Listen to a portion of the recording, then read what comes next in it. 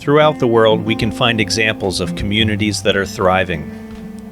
In a world where people struggle, experience community violence, health disparities, and lack of access to resources, we can still find hope and beauty in examples of communities that come together and grow together in spite of adversity.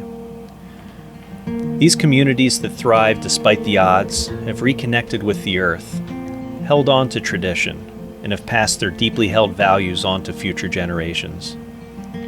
These are communities that value the education of their children and cherish the wisdom of their elders.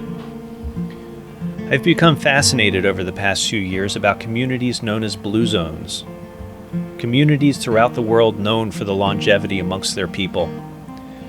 And when we look at community health outcomes, we know that life expectancy is one of the ultimate indicators of a community's well-being.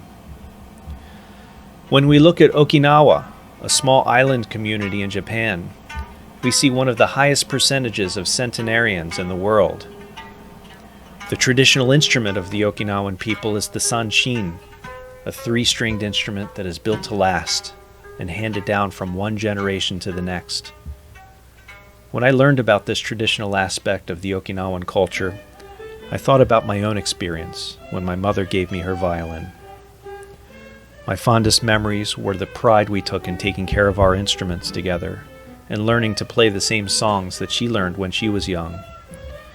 She left me a legacy that I now have the opportunity to share with my own daughter. The island community of Sardinia is also known for the longevity amongst its citizens. A community rooted deep in tradition, the people are active members of their tight-knit communities, often traveling by foot through rugged terrain and foraging for their own food as they eat a primarily plant-based diet. In my own community growing up, I learned very young about the importance of connecting with nature, taking the long way home and avoiding the rush. Growing up, we would plant trees in the local parks and learn from the older members of the community about conservation, upcycling, and recycling before it was even a thing. We also considered our neighbors to be extended family. We would often come together, inviting one another over for home-cooked meals and conversation.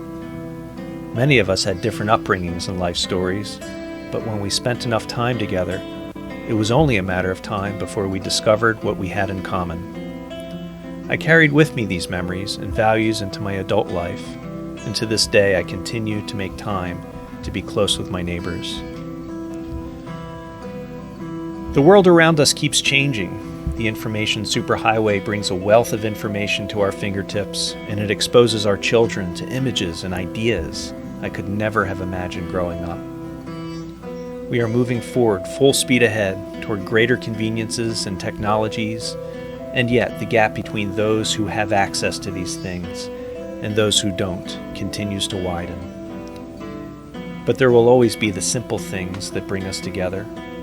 Friendship, a sense of belongingness, looking out for one another, sharing our values, our culture, our music, our food, the gift of time, our connection with nature. When we preserve these things, when we devote our time and energy to what matters most, and when we partner with organizations whose mission it is to give back to the community, we can make each of our communities thrive.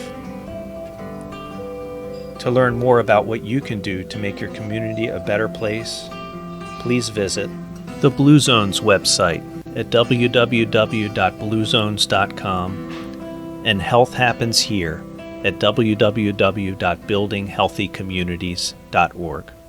Thank you.